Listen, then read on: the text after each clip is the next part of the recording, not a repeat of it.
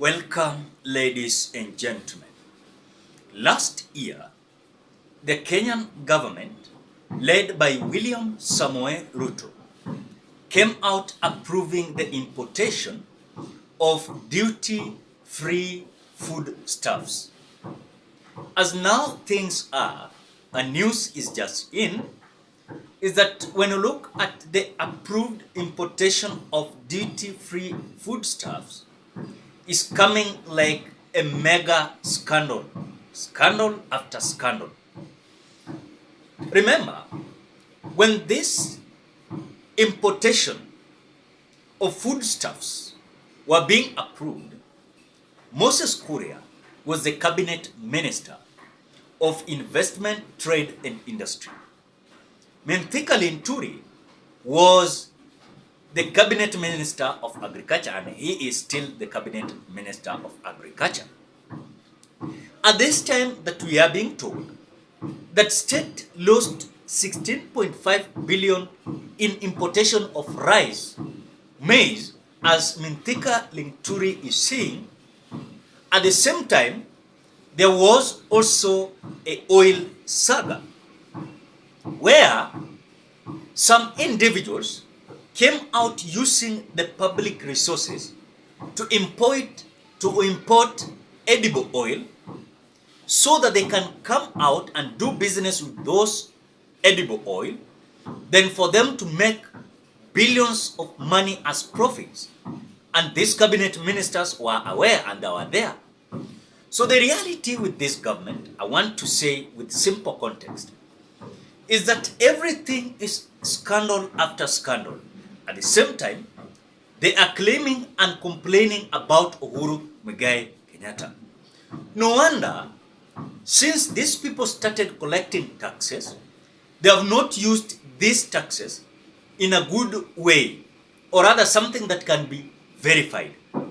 Because for them, they are looting public resources in the name of calling Uhuru Muigai Kenyatta as a failures. Why? Or as their as a failure to their government. Because when you look at this government, when they took over, they claimed they found an empty coffer, that they had no money to continue or rather to start up their government, because Uhuru Muigai Kenyatta took all money that were in the account. So the question we are asking, if the state can lose 16.5 billion Kenya shillings towards the importation of rice, maize, as the cabinet minister Mithika Linturi is alleging, you want to tell me that Kenyans still can trust these people, that now they are working, they are busy stabilizing the economy? The economy cannot be stabilized. At the same time, those who are claiming they are stabilizing the economy are stealing the public resources. So the other time, it was about edible oil.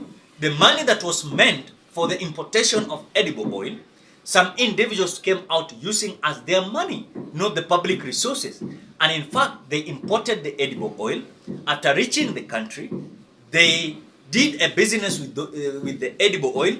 They made billions of money and they put on in their pockets in the name of assisting Kenyans to have affordable oil, which for us, we never saw that kind of affordable oil. The reality is some individuals are doing business with the public resources for their own benefit and for their own good. So when you look at them coming out, showing themselves as clean as a white snow, at the same time they are stealing the public resources, at the same time again they are claiming that Uhuru Kenyatta squandered all the public resources for his own benefit. And something that you must realize with these people is that they are claiming that Uhuru Kenyatta ndiyo anafanya wana fail. At the same time they are collecting taxes. You know, nyinyi wa Kenya mjiulizi, hao watu wana claim kwamba Uhuru Kenyatta alibeba pesa zote, si ndio? Na hao wana collect taxes. Na hizi taxes is in form of billions of Kenyan shillings. You know?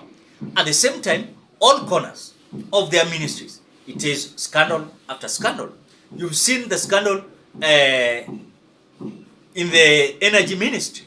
You know, they're doing a kind of deals that are benefiting themselves. So when you look at them coming out to say that jameni, tunajaribu kusafisha hii shida yenye Uhuru Kenyatta alituachia. There's nothing like a mess that Uhuru Muigai Kenyatta left. These people are creating these messes so that we can see them like messes so that we can keep quiet. But in real sense, there's nothing like mess. And that is whatever is happening. But Kenyans, when we are telling you, you think like we are propagandists. But the reality is, when these people took over the office, despite of claiming that Uhuru Kenyatta left messes, then they were collecting taxes. At the same time, within just 1 year, in their office, they have also already borrowed 4 trillion Kenya shillings. But when you look at Uhuru Muigai Kenyatta's term, 10 years, Uhuru Kenyatta borrowed 6.7 trillion Kenya shillings. You know? Then, you're being told that Uhuru Kenyatta is bad. Munaambiwa Uhuru Kenyatta ni mbaya. Wamemaliza tu mwaka mmoja tu kwa ofisi. Washakopa 4.1 trillion Kenya shillings. Then Uhuru Kenyatta, wakati alikuwa anamaliza his presidency, he had already borrowed 6.7 trillion Kenya shillings. Then you want to tell me these people are good? At the same time, when Uhuru Kenyatta was having these loans, hao ndio walikuwa nakula pesa ya hizi projects. Mnakumbuka Arona Kimwarea? Sini ilikuwa pesa za kukopwa. Wakina nani walikula? Sasa wako kwa serikali ya William Samoei Ruto. They are state officers in this government. When look at stalled roads, these are the same people who are given tenders with their companies. They ate all money. Then they're coming out to claim it is Uhuru Muigai Kenyatta. You do remember where Moses Kuria was also given a tender in Kiambu County to build a stadium, and he was paid billions of money. As we speak, the place that was to be built, the stadium, is a forest now. But Moses Kurias and his company was paid billions of money. The same people who are claiming that Uhuru Muigai Kenyatta was bad are the same people who are stealing public resources during the regime of Uhuru Muigai Kenyatta. Now, look at the claim of Kimani Ichung'wah that they want to investigate Uhuru Muigai Kenyatta as the state capture was so terrible that made Kenyans to lose billions of money. But at the same time, they are forgetting they were in that government. William Ruto was the president.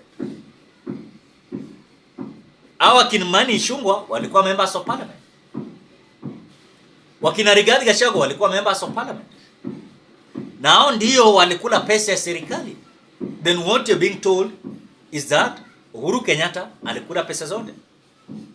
The same man mwenye wana claim alileta hizi shida zote is the same man who came out trying to persecute these people and telling them that you must refund the public resources. Na kama ni kurudisha pesa ya umma, walikataa kurudisha pesa ya umma. Na sasa hii wanaiba pesa. Na nyinyi naye mnadanganywa ati wana actualize and stabilizing the economy. Sasa hii nimeona almost how many billion? 100 million or 100 billion. 160 million Kenya shillings. Yenye wame release kusaidia hawa milk sector. Hii pesa watu wachache ndo wataikula. Watu wachache ndo watakula hii pesa. So that is whatever is happening with this government. So nyinyi mnadanganywa huku nyuma ya tent, mnaambiwa ati sisi tuko busy tunafanya kazi. Hakuna kazi watu wanafanya. Kazi gani hao watu wanafanya kama hao wenyewe ndo wanaiba pesa ya umma? Kama walikuja waka-approve the importation of duty free foodstuffs, hii 16.5 billion Kenya shillings imeenda wapi? You know? 17 billion Kenya shillings oil SAGA. Wakina nani wali withdraw hiyo pesa? Na nani wali husiana na hii scandal? At the same time, them with their companies, they're doing businesses. They are doing businesses. And you can't do anything because they have powers. And whatever they will hide from is that Uhuru Kenyatta alituachia empty coffers.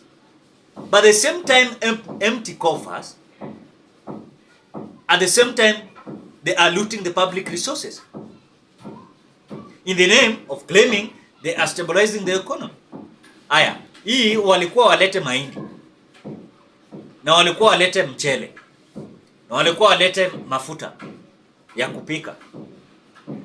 Hizi vitu zinazama kwa sababu hakuna mtu anafuatilia, na kwa sababu wanajua hakuna mtu anafuatilia, they will eat these resources. Na imetoka kwa public resources. Now, if you want to understand that these people are fooling us, at the same time they are saying they don't want to borrow because they are taxing Kenyans, at the same time they are looting public resources. Na hao ndio wameshakopa 4 trillion kwa hii serikali yao. Nimesikia mwingine anasema ati serikali ya William Ruto inakopa hiyo pesa kulipa ile Eurobond. Na hiyo Eurobond wakati ilikuja, si ni hao ndio waliiba hizo pesa. So walikuwa kwa serikali ya Uhuru Muigai Kenyatta. William Ruto was the deputy president. Na hao wafuasi wake wote walikuwa kwa serikali ya Uhuru Kenyatta. Na ndio maana I told you here, have you ever seen this government advertising tenders? Si rahisi wa advertise tenders, na kama wana advertise tenders ni zile tenders peti ya shilingi milioni 1, milioni 2, milioni 6. But tenders za bilioni za pesa huwa hao ndio wanakuja na kampuni zao. Na hizi kampuni zao ndio wanafanyanga nayo hii public looting of public resources. Wakisha loot, no one is going after them because they have instrument of powers, because hao ni marafiki ya William Ruto. And because William Ruto alikuja akasema ati yeye atapigania hii watu wenye na loot the public resources, ako na hao bumper to bumper. Sioni. I don't see anywhere that William Ruto will fight these people. Hakuna siku William Ruto atapigana na hao watu. Kwa sababu walikuwa kwa serikali ya Uhuru Muigai Kenyatta. Uhuru alijaribu kupigana nao. What did they say? They say that Uhuru Kenyatta anawa betray. Kwa betray, in other words, Uhuru Kenyatta never wanted them to loot the public resources. Wakati Uhuru Kenyatta alikuja akasema kwamba they're losing 2 billion Kenya shillings on a daily basis. And these people who are looting public resources wako sahi kwa serikali ya William Samoei Ruto. And no one is talking about them. If you speak about them, then you are facing the consequence. Ladies and gentlemen, what do you think? Drop your opinion at the comment section below. Otherwise, thank you so much because of your support. Please consider subscribing, liking, commenting, and sharing this video.